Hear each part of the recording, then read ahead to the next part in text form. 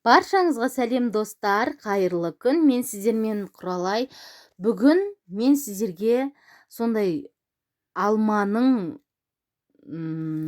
тосабын, екі түрін қалай жабылу керектігін көрсететін боламын. Қандай әдіспен жабатынды көрсететін боламын.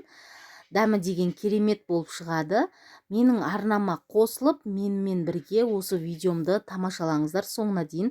Себебі алма тосабының адам ағзасына қандай пайдасы барын айтатын боламын. Менің арнама тіркеліп, маған қолдау көрсетулеріңізді сұраймын. Алмамызды жақсылап жуып аламыздағыны осындай бөліктерге бөліп аламыз. Қарайған, қоңыр, ұрылған шеттерін алып тастаудың қажеті жоқ. Өйткені ет үккіштен өткіземіз. Жоғарғы температурада қайнатылған соң бұл тосапта білінбей кетеді. Өзінің зиянды адам ағзасына зиянды тұстары жойылады. Жалпы алманың тосабы адам ағзасына зиян емес. Алманың өзін білесіздер қандай витаминге толы екенін. Сондықтан алма тосабын жаздың күні жасап, қыста дайындауға асығыңыздар. Қысқа дайындауға екі түрін ұсынатын боламын дедім, жаңа айтып өткендей. Осылай біреуін ет үккіштен өткізіп аламындағыны, алманы келесін кусок етіп турап шығамын. Алманың үстіне шекерімізді салып араластырамыз. Қыздар, сіздерге барлық керек заттардың бәрін описание бөліміне толық нұсқасын қалдырдым, не қажеттерін. Үстіне су құямыз. Осы вареньеміздің, тосабымыздың үстіне су құямыз. Екі түрін көрсетіп жатырмын. Өйткені бұл вареньенің мынау бірінші түрі. Үстіне су құямыз. Кез келген уақытта пирог жасайтын болсаңыздар, салмасына осы алманың тосабынан жасалған жем үлгіде осыны қоссаңыздар болады. Дәмі деген керемет болып шығады. Пирогқа қоссаңыздар. Ал мынаны екінші түрін осындай осылай ай сияқты кескіндеп алдым. Алманы турап, үстіне шекерін салып, бұның бетін жауып қойып қоямыз. Өз соғын беру керек. Алма жақсылап осылай қойып қоямыз. Алма джемінде көптеген дәрумендер, минералдар және адам ағзасына қажетті витаминдер сақталады. Бірақ осы алманың құрамындағы С витамині жоғарғы температурада іс жүзінде жоғалып кетеді екен. Сондықтан алманың тосабын қайнатып жатқан кезде ит мұрын қосылса, оны қалпына келтіруге ықпал етеді екен. Сондай-ақ алманың темір мен калийдің тамаша көзі екендігін бәрімізге белгілі.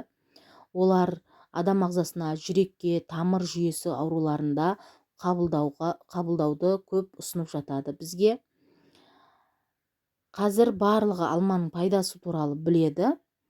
Сондықтан алманың тосабын дайындауды мен жылда осындай әдістермен дайындаймын.